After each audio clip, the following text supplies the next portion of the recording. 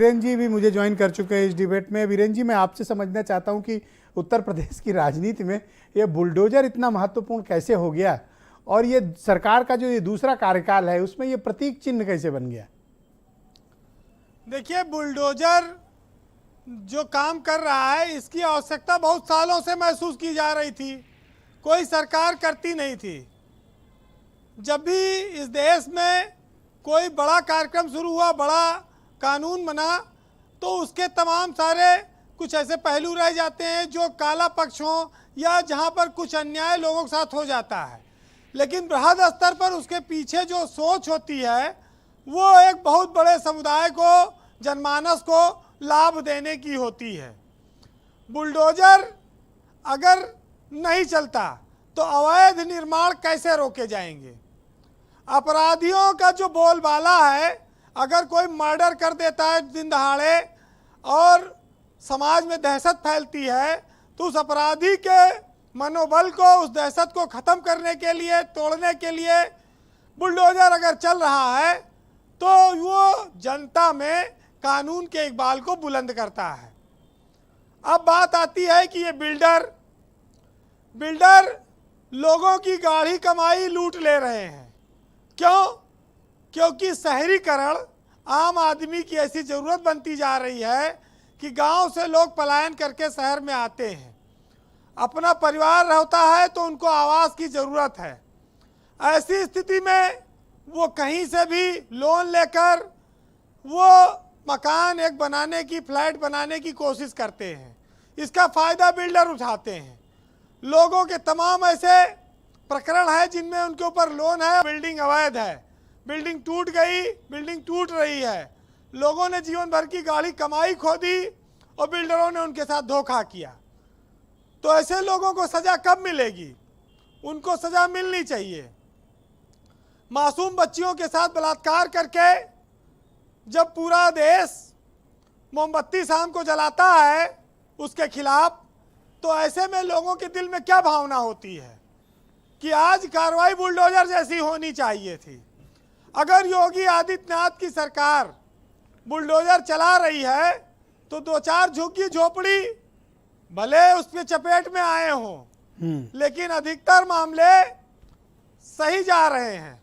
और इस कार्रवाई को कानून के दृष्टिकोण से अलग अलग देख रहे होंगे लोग, लेकिन ये मामला नोटबंदी की तरह जुड़ा हुआ है, जिसमें ये माना गया कि मोदी ने नोटबंदी करके धन्ना सेठों के बड़े लोगों की कमर तोड़ दी, गरीब आदमी, आम आदमी बड़ा खुश हुआ।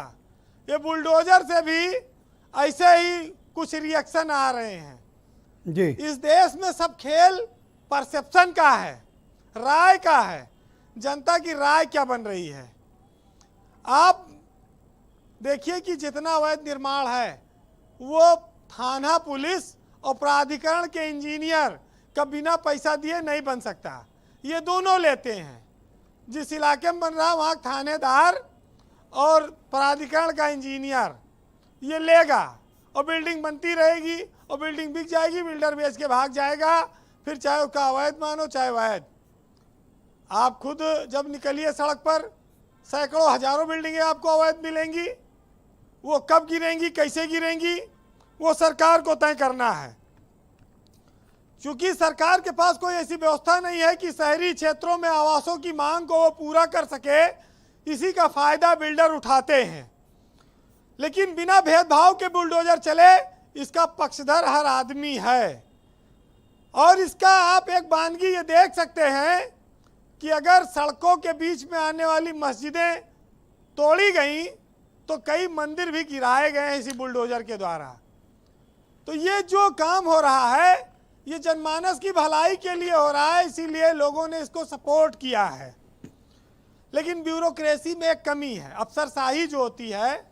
अगर आप कहोगे एक हाथ चलो तो ये 7 हाथ चल देंगे, तो ये समस्या बढ़ी रही है। अच्छा, 6 एक्स्ट्रा चल देते हैं।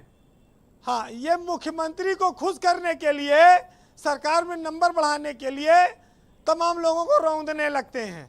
तो उसमें जब अन्याय होता है तो उसी वजह से आज ये फरमान जारी हुआ कि झुग्गी झोपड़ी गरीबों के निर्माण न तोड़े जाएं।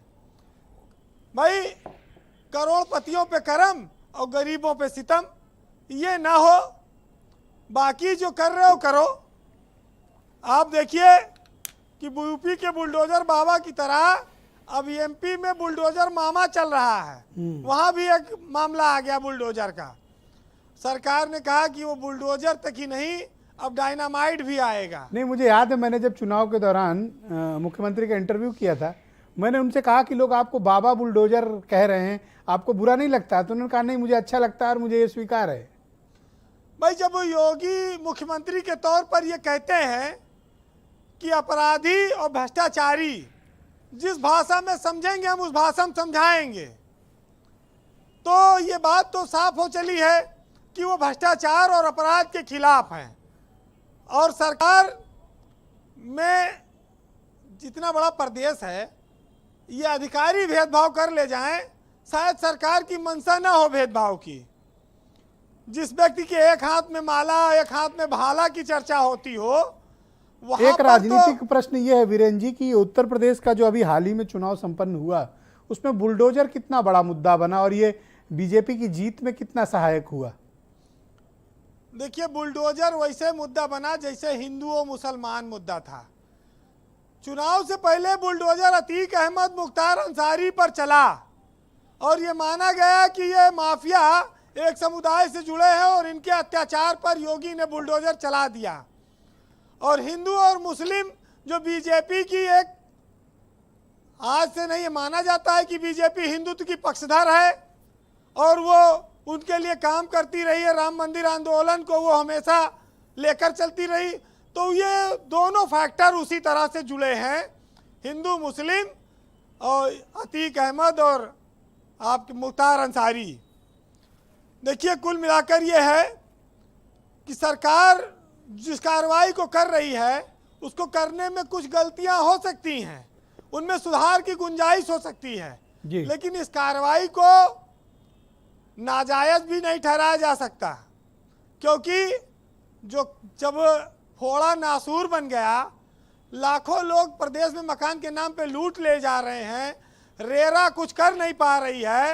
रेरा एक दंतविहीन संस्था है और पंजीकरण कराकर रेरा में बिल्डर लोगों की गाढ़ी कमाई लूट ले रहे हैं। अवैध निर्माण हो रहा है, अगर सरकार रोक रही, गिरा रही है तो इसका स्वागत होना चाहिए। बस एक ही चीज है कि भाजपा में हो तो पवित्र और विपक्ष में हो तो बुलडोजर। बस इतना खाली थोड़ा से अंतर रस बचा है, जरा से जी वीरेन, ज्यादा नहीं है जी। लेकिन चलिए, बाबा का मामला है, इतना तो आपको नजरअंदाज करना पड़ेगा। देखिए, एक साहित्यकार ने लिखा कि चमन को सींचने में कुछ पत्तियां झड़ गई होंगी, यही इल्जाम है हम पर बेवफाई का, और चमन को रौंद डाला जिन्होंने अपने पैरों से, वही दावा कर रहे हैं इस चमन की रहनुमाई का। बहुत शुक्रिया वीरेन जी, आपका बहुत बहुत धन्यवाद।